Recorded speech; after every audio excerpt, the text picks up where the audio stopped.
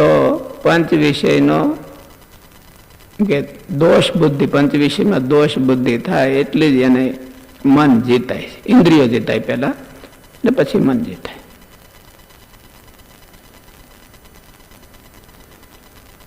એ દોષ બુદ્ધિ છે એ શાસ્ત્રમાંથી જાણી અને પછી અનુભવમાં હોતે આવતું હોય છે, પણ એના તરફ આપણું ફોકસ હોતું નથી. આપણે હેરાન થતા હોય પંચવિષય ભોગવીને, પણ એના તરફ આપણું ફોકસ હોતું નથી. આપણું ફોકસ હોય છે ખાલી પંચવિષયની હારે, એનો ગુણ ભાવ એના તરફ. ખાવામાં માણસ જીભને સારું લાગે એટલે થોડુંક વધારે ખાય, વધારે ખાય એટલે આમ તો સુખ મેળવવા હાટું જ ને, સ્વાદનું સુખ મેળવવા હાટું, પણ સુખ ના આવે પછી એને કાંટાવવું પડે. અને 5-6 કલાકે માંડ આરામ થાય ત્યાં તો બીજી વાર ટાઈમ આવી ગયો.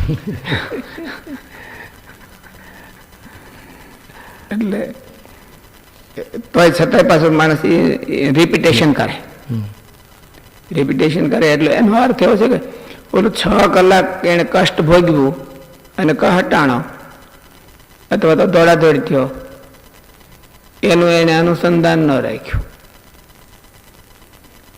દુઃખ ભોગવે છે અને સાક્ષાત્કાર કરે છે, એમાં બેમાં ફેર. કપિલજીએ અને જનક રાજાએ દુઃખ ભોગવ્યા નહોતા તો એ દુઃખનો સાક્ષાત્કાર એના, દોષનો સાક્ષાત્કાર એને હતો, એટલે એ જીતેન્દ્રિય પુરુષ કહેવાય.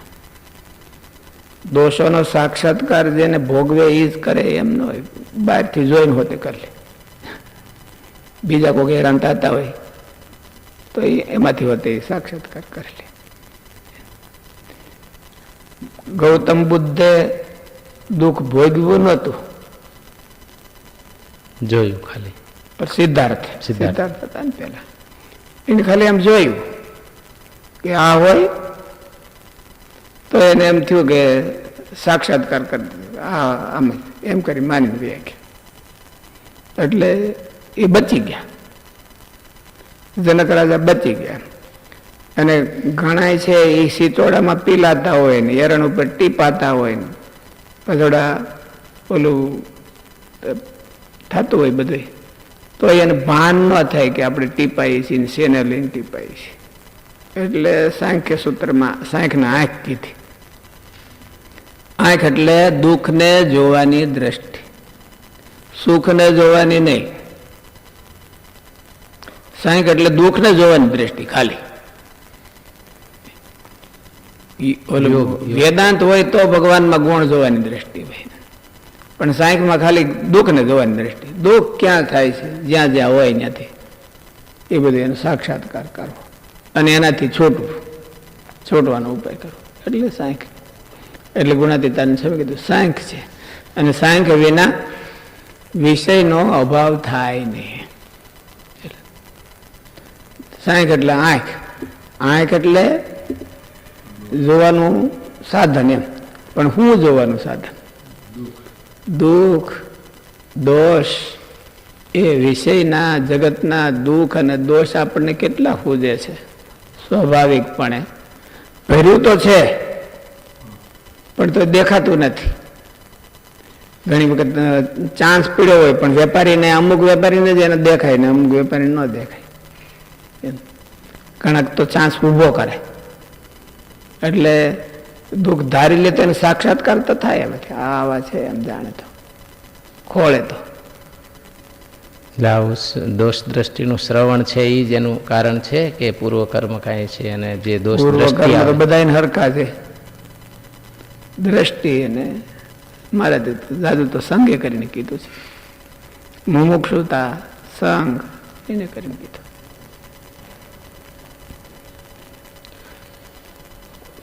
નિષ્કુળાનંદ સ્વામીએ એક જગ્યાએ પ્રશ્ન પૂછ્યો, મહારાજ દેહે કરીને ત્યાગ અને મને કરીને ત્યાગ, એવું મહારાજ વાત કરી દેહે કરીને ત્યાગ. એટલે નિષ્કુળાનંદ સ્વામી પ્રશ્ન પૂછ્યો, મહારાજ એવી રીતે રહેવાય છે? એ વૈરાગ્ય કરીને રહેવાય છે કે બીજા કોઈ સાધન વિચારે શું છે પ્રશ્ન એ? એમ રહેવાય છે એ વિચારે કરીને રહેવાય છે કે વૈરાગ્ય કરીને રહેવાય? વૈરાગ્ય કરીને વૈરાગ્ય કરીને રહેવાય છે કે બીજા કોઈ સાધન કરીને? એવું નથી. વિચારે કરીને રહેવાય છે. આગળ વિચારની વાત આવે છે ને, વિચાર. દમન અને વિચાર. હા, ઠીક. હા. એટલે મહારાજે હું એનો જવાબ આપ્યો. મહારાજ કે બે જોઈએ એમ કીધું છે. મહારાજ કે સત્પુરુષને સંગે કરીને એવી સ્થિતિ થાય એવું કીધું. વિચારે કરીને ને વૈરાગ્ય કરીને એ પોતાના વિચારને વૈરાગ્ય છે એ પોતેની રીતે ગતિ કરી શકતા નથી. આનો સહારો મળે તો વિચારને વૈરાગ્ય ગતિ કરી શકે. મારે જેવો જવાબ આપ્યો છે કે સત્પુરુષને સંગે કરીને એક એવી સ્થિતિ થાય છે. એટલે સત્પુરુષને સંગે કરીને શું થાય કે સત્પુરુષ છે એ માહોલ બનાવી દે. માહોલ બનાવી દે પછી એ માહોલમાં જેને વિચાર હોય તો વિચારને વૈરાગ હોય તો વૈરાગ કાયમ કરે. અને માહોલ ન બને તો વિચારને વૈરાગ કઈ કાયમ આવે નહીં. હોય તો ગાય હોય તોય કાયમ ન આવે. માહોલ બની જાય ને. આપણે આ છોકરાને બીજું હું એક એકને કોઈ ટીપી શીખાય, ટ્રેનિંગ આપી શકાય, એ માહોલ બની જાય. માહોલ બની જાય એટલે સારા સંસ્કાર ઓટોમેટિક જેનામાં પડ્યું હોય તો એ લઈ લે અને આખા જીવનમાં એને કાયમ આવે. એટલે સત્પુરુષના નિશ્રામાં એક માહોલ હોય છે. ભગવાન ભજવાનો, વૈરાગ ડેવલપમેન્ટ કરવાનો, ભાઈ વિષયના દોષ ડેવલપમેન્ટ કરવાનો એક માહોલ એ કડો કરી દેતા હોય છે. પછી એને કઈ વિઘ્ન ન આવે, જ્યાદા નડે નહીં. જેને ડેવલપમેન્ટ કરવું હોય એને ડેવલપ ન કરવું હોય એને તેમાં કઈ થાય નહીં.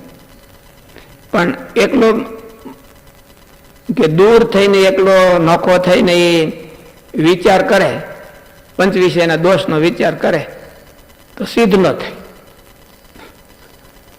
માહોલ ન હોય ને જ્યાં આપણે ભણતા હોય ત્યારે અહીંયા છોકરાઓ એકાદશી બધી ખબડી નાખે પણ ઘેરે જ ન થાય.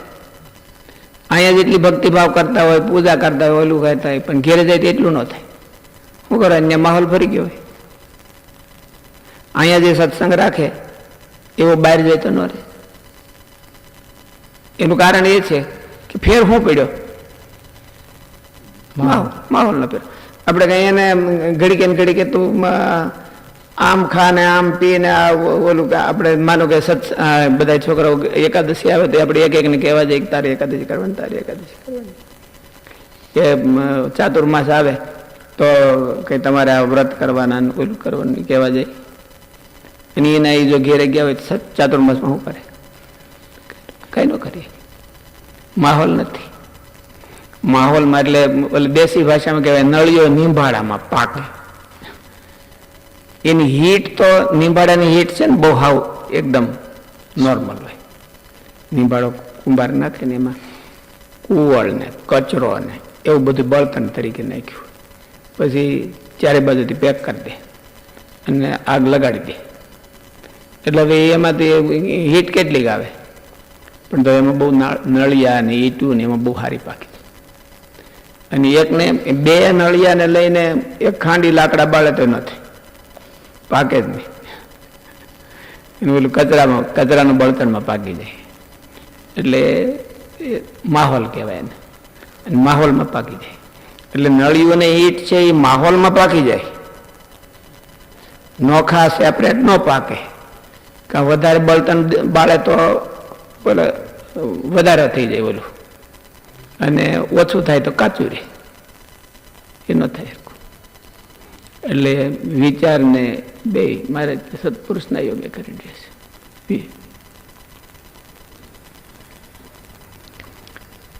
વિચાર અને વૈરાગ એ પછી પોતાને જોઈ માહોલ તો એને વધવાનો ચાન્સ આપે, વાતાવરણ ઊભું કરી દે. અને એવું વાતાવરણ એ પુરુષને આધારે હોય છે. જેવો પુરુષ હોય એવું પોતાના અનુકૂળ વાતાવરણ બનાવી દે.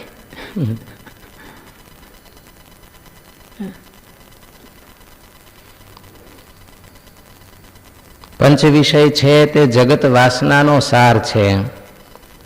ધન, સ્ત્રી વગેરે અંતે તો વિષયોને માટે છે. માટે પંચ વિષય છે તે જ જગત છે.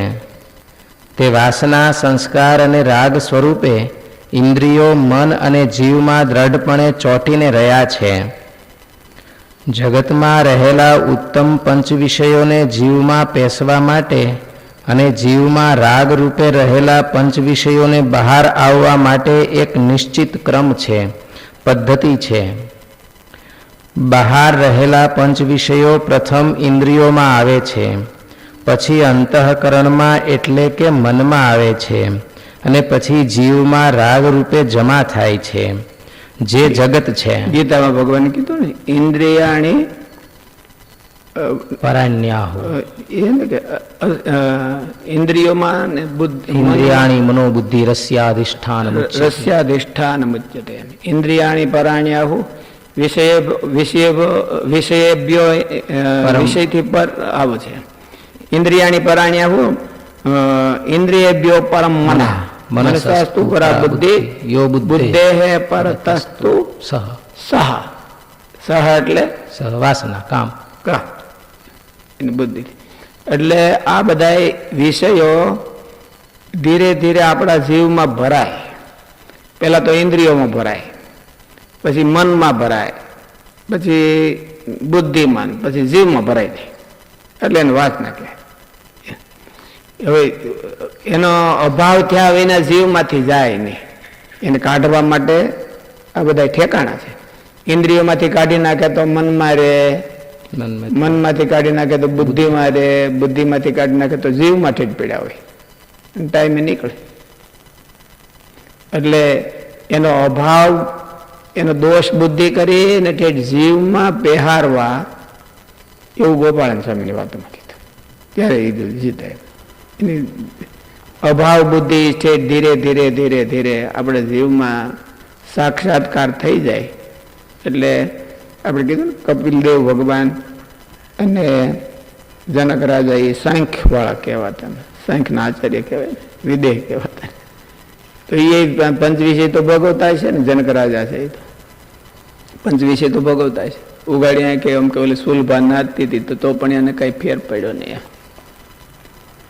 તો એનું કારણ છે કે એને દોષનો સાક્ષાત્કાર કર્યો. દોષ છે એ પોતાના જીવમાં ઠેઠ બેહાર્યા છે. વિષયના દોષ છે.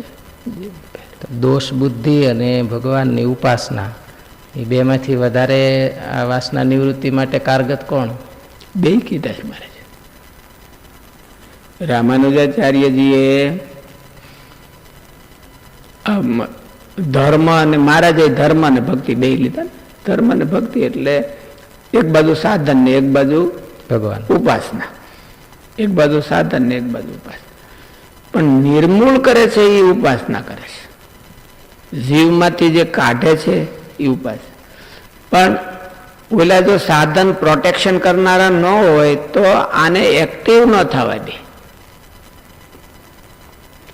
પંચ વિષયમાં પડ્યો હોય તો એનામાં હૃદયમાં ભક્તિ પડી હોય તો એને એક્ટિવ ન થવા દે, એને દબાવી રાખે. એટલે તપ કે સાધન એ દોષ તનુકરણાર્થ. તપનું પ્રયોજન શું? દોષ તનુકરણમ. એટલે દોષને એકદમ હાવ પેલા ક્ષીણ કરી નાખે. એટલે તો આ ભક્તિ છે એ પ્રવર્તે. હવે કીધું ને કે વિષય વિનિવર્તન્તે નિરાહારસ્ય દેહિના રસવર્જ્યમ રસોપ્યસ્ય પરમ દ્રષ્ટવા નિવર્તતે. પરમ દ્રષ્ટવા ઉપાસનમ કૃત્વા.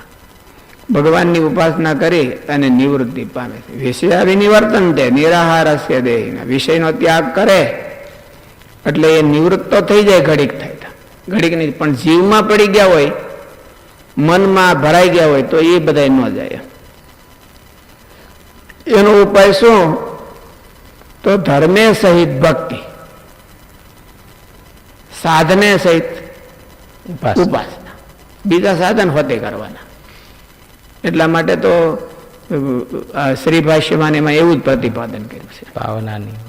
પાવનાની મનીષિણા યજ્ઞો દાનસ તપસ્યૈવ પાવનાની મનીષિણા. એટલે શું? મોટા મોટા ને નિર્વાસનિક પુરુષોને પણ એની ભક્તિનું અતિશયાધાન કરનારા થાય. અને વાસનિક પુરુષોને એ વાસનાની નિવૃત્તિ કરનારા થાય. એટલે છેલ્લા શ્વાસ સુધી રાખો સાધન. યજ્ઞો દાન તપસ્યા, યજ્ઞ દાન અને તપ એટલે એમાં બધા સાધનાના પ્રતીક કે સાધન કરવાના, પંચ વિષયનો અભાવ એ બધા કરવાના, એ તો ઠેઠ લગી કરવાના. પાવનાની મનીષીણા, હું ગરડો થઈ ગયો છું તો મારે હવે જરૂર નહીં, એ માને એ મૂર્ખાઈ કહેવાય. આ તો શાસ્ત્રની દ્રષ્ટિએ મૂર્ખાઈ કહેવાય. અને મહારાજે હોતે કીધું, મહારાજે શું કીધું, બોલો સત્સંગી જીવનમાં પ્રસંગ આવે છે ને કે મહારાજ કોઈ ગઈઢા સંત હોય, બધા સંતોને સ્ત્રીઓમાં કથા વાર્તાનું ન કહો, પણ ગઈઢા હોય એને છૂટી આપો તો એને સત્સંગ થાય ને. મહારાજ ના પાડી, ગઈઢા કોયલા કહે ના ના કોઈ નહીં, એક જ લે. પાવનાની મનીષીણા, નિર્વાસનિક પુરુષોને પણ હવે એને નિર્વાસનિક વાસના તો નથી તો શું કરવા સાધન ઉપાસનાનો અતિશય આધાન કરવા. એની ઉપાસના છે એ આમ સ્ટ્રોંગ થતી જાય જો કરે તો. એટલે ગઈઢા થાય ને એને ઉપાસના સ્ટ્રોંગ કરવાની ઈચ્છા ન હોય ન કરવું, એને ન કરવા. મહારાજ સત્સંગી જીવનમાં શાસ્ત્રોમાં એમાંથી કીધું કે જ્યાં સુધી થાય ત્યાં સુધી કરવા. ન ક્યારે કરવા, એની શક્તિ ન રહે ત્યારે ન કરવા. પોતે ન થાય તો ન કરવા. શક્તિ હોય ને બંધ કરી દે એ ઠીક નહીં. ન ત્યારે કરવાનું કે હવે ભાઈ ઊભું નથી થવાતું તો ન કરવા.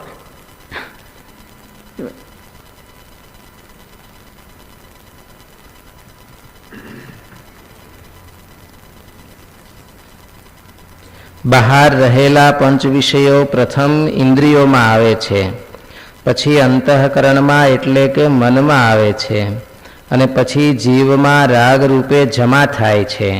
જે મહારાજે એવો વિભાગ ન કર્યો અને એટલું જ કહી દીધું કે આત્મનિષ્ઠા અને મહાત્મ જ્ઞાન એ બે જીવમાંથી હોતે કાઢે. પહેલાથી ઇન્દ્રિયોમાંથી કાઢે, મનમાંથી કાઢે, બુદ્ધિમાંથી કાઢે, જીવમાંથી હોતે કાઢી નાખે. એટલા માટે બે સાધન કીધા. જીવમાં રાગ અથવા વાસના રૂપે જમા થયેલા પંચ વિષય પ્રથમ મનમાં આવે છે, એટલે કે પ્રથમ અંતઃકરણને ઉશ્કેરે છે ને પછી ઇન્દ્રિયોને. ત્યારે ઇન્દ્રિયો બહાર પડેલા પંચ વિષય સાથે સંધાન કરે છે. આ પ્રક્રિયાથી વિષય ભોગવવાની પ્રોસિજર્સ. આ પ્રક્રિયાથી વિષય બહારથી અંદર જઈને જીવમાં જમા થાય છે અને જીવમાં પડેલા વિષયો બહાર અભિવ્યક્ત થાય છે. સ્થૂળ વિષયનો સંગ્રહ બહાર થાય છે, તેનાથી સૂક્ષ્મનો સંગ્રહ ઇન્દ્રિયોમાં, તેથી સૂક્ષ્મનો સંગ્રહ અંતઃકરણમાં અને તેથી પણ સૂક્ષ્મનો સંગ્રહ જીવમાં થાય છે. તે ગીતામાં બતાવ્યું છે કે ઇન્દ્રિયાણી મનોબુદ્ધિ રસ્યાધિષ્ઠાન મુચ્યતે. રસ્યા અધિષ્ઠાન મુચ્યતે. અધિષ્ઠાન મુચ્યતે. એવં બુદ્ધેઃ પરમ બુદ્ધ્વા સંસ્તભ્યાત્માનમાત્મના જહિ શત્રુમ મહાબાહો કામરૂપમ દુરાસદમ. સંસ્તભ્ય એટલે કંટ્રોલ કરે, સ્તંભન કરી દેવું, એટલે વિષયમાં ગતિ ન થવા દેવી. સંસ્તભ્ય એટલે આત્માનમ સંસ્તભ્ય. આત્મના એટલે બુદ્ધ્યા, પવિત્ર બુદ્ધ્યા. પવિત્ર એવી બુદ્ધિથી આત્માના એટલે મનને રોકીને જહી શત્રુ મહાબાહુ કામરૂપ. જીવમાં છે એને તો ઉચ્છેદ કરી નાખે. જીવમાં પીડા છે પેલા એમ કીધું બુદ્ધે હે પરતસ્તુ સહ, બુદ્ધિથી પર આ પડ્યો છે, શત્રુ પડ્યા છે. બહાર જગતમાં સ્થૂળ રૂપે તો ભગવાન અહીંયા ગીતામાં ભગવાને એવું ન કીધું કે જીવથી પર પડ્યા છે, પણ હકીકતમાં જીવથી પર છે.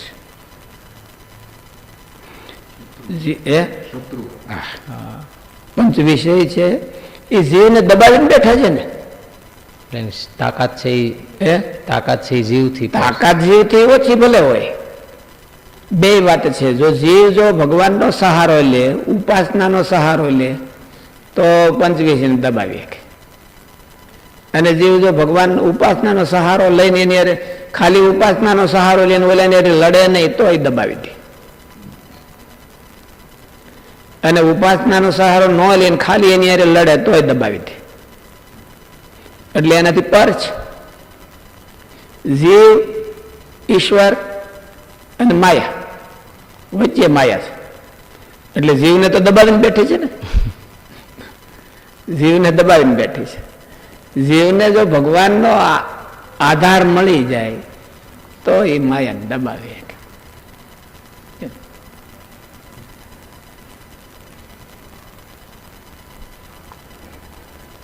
પોતાની મેળે ગુણાતીતાન સ્વામી પોતાની મેળે ગમે એમ કરે નીકળવા જાય પણ ઉલટો ખૂદતો જાય પોતાની. એટલે કે આ ભગવાનના ભક્તનો આધાર અને સાચો ભગવાનનો આધાર, આનો સાથ સહકાર એક રસ્તાના મુસાફર કહેવાય ને બે. એટલે